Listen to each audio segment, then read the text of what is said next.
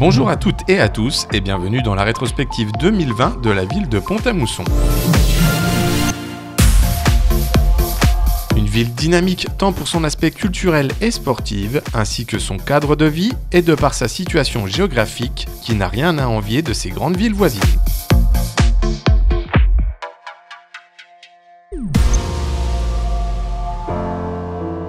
L'année 2020 fut surtout marquée et bouleversée par le coronavirus. Une crise sanitaire sans précédent où des périodes successives de confinement et de couvre-feu nous ont contraints à bouleverser notre quotidien, ainsi que le calendrier de nos manifestations.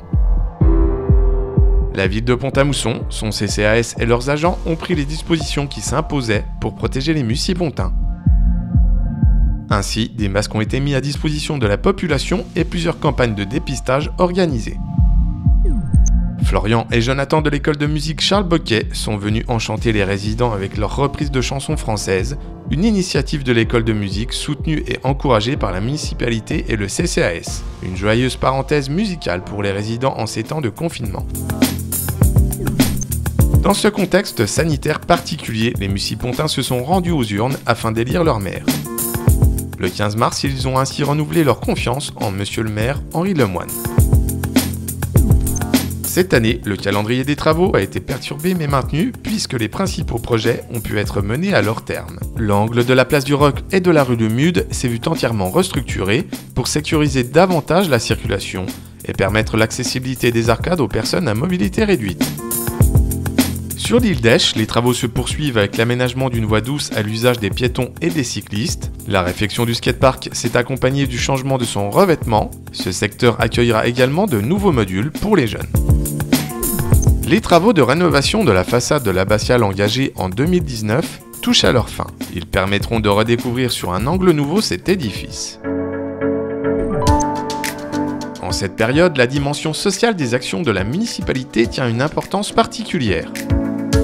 L'année 2020 a débuté traditionnellement avec la journée d'accueil des nouveaux arrivants, en partenariat avec l'association AVF, une manifestation qui permet aux nouveaux mucipontains de découvrir l'hôtel de ville et ses services. Nos aînés se sont retrouvés à l'initiative du CCAS et de la ville pour partager une part de galette autour d'un intermède musical proposé par l'orchestre Benoît Prisbilla. Le street art s'invite sur les pavés de la place du Roc, dans le cadre des chantiers jeunes initiés par la mairie, où 6 ados ont réalisé une fresque temporaire encadrée par l'artiste local #.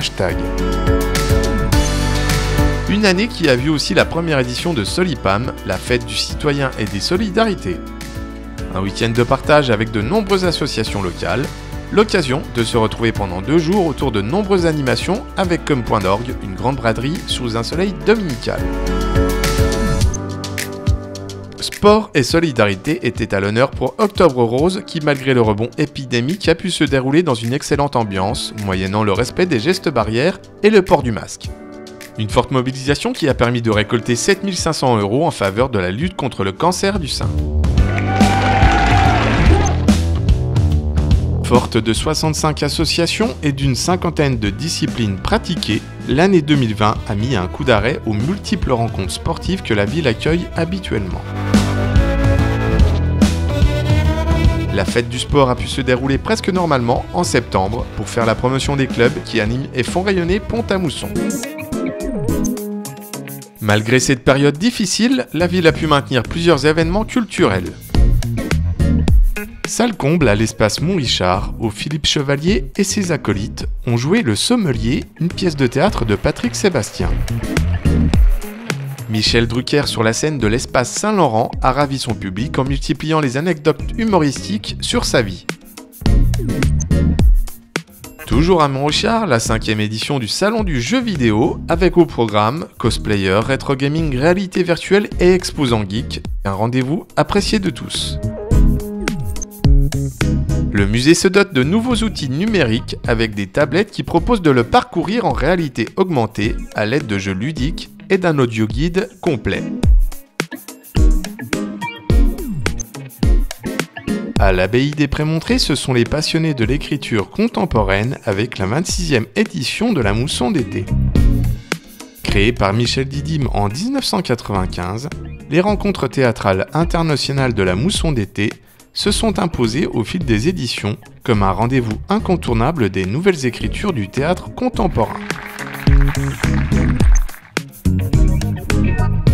Dans un autre registre, les passionnés de gros cylindrés et de culture américaine se sont retrouvés à l'île d'Esch avec la 12e édition du Crazy American Show.